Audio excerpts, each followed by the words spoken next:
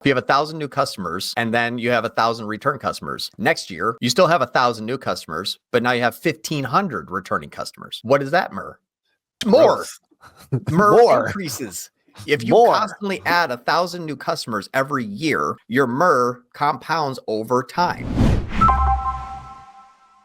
Well, and one thing to always consider when you're looking at how are things happening today, we may have more new customers at a cheaper NCAC.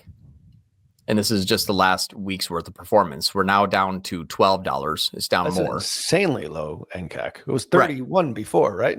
Yeah, that was the last 14 days. Now it's the last week.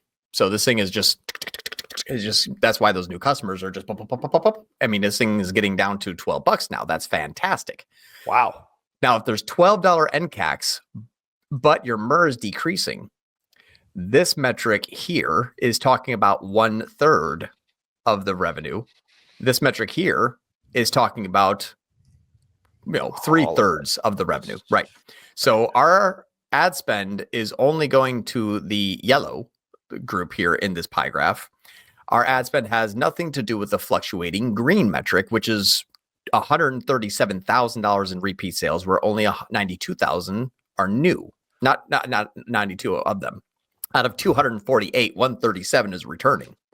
So that is more than half of all of your sales are repeat. If those fluctuate with seasonality, sales, inventory, email campaigns, and PR sometimes, to remind people, those 5 areas have nothing to do with the Google or Meta ad spend that day. When we've proven it, where our first click is 99% cold new customers.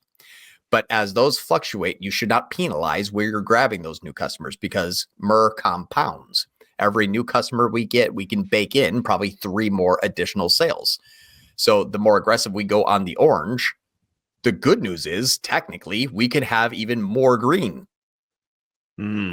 So one side is a repeat purchase buy, so it makes sense. Yeah, if you have 1,000 new customers and then you have 1,000 return customers, next year you still have 1,000 new customers, but now you have 1,500 returning customers. Right. What is that, MER? That's more. MER increases. If you constantly add 1,000 new customers every year, your MER compounds over time. Right. You're pay for one, you receive 3. Pay for one, receive 3. Pay for one, receive 3. Exactly. Right. So in this case, like, I know this is I always want to say a disposable product, because it's not. It's a consumable product. There you go. You would figure that I would know that, at least at this point. I just made it up. Yeah, I don't know. I like it. Although you don't really eat this stuff, but eventually you will. You eventually will. That's good. That's a good point. The dirt right now eats it.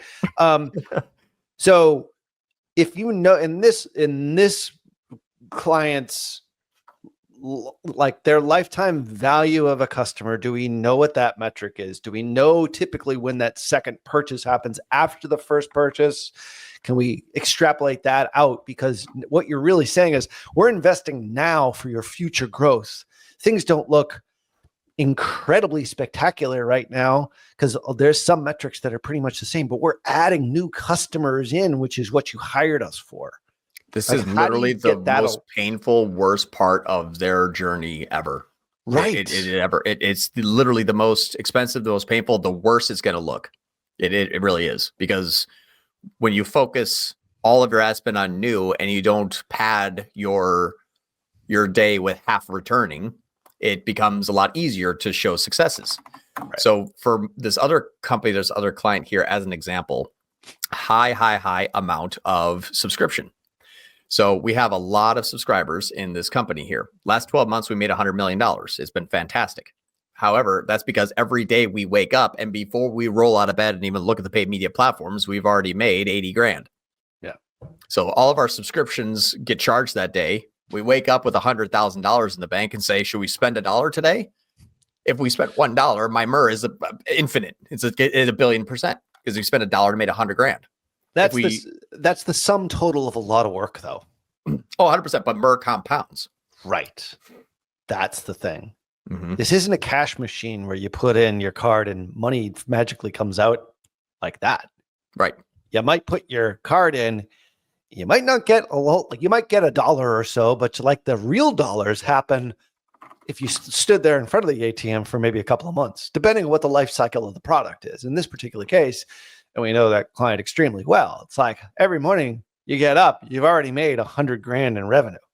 Mhm. That's not profit, but that's $100,000 in revenue because you invested earlier at some point in time. Forget how we've already long this bought has it. been. Yeah, for the And first that's buy. and And that's it's a what's product that's good that people want to buy again. It's probably on a recharge. It's probably on a recur. yeah. And our MER is horrible. I mean, horrible, horrible, horrible. We spend $191 on a product that doesn't even make us $191 on an NCAC. Like if we just took a product here that I know really well, this is a $31 product. So our CAC is $120 on a $30 product because our LTV is 500. So we take $120, turn it into 500 every 2 years. So my MER is 0.3, 0.3. I don't have to have a NMER larger than 0.3 because my MER after 2 years is 3. It's literally 10 times more.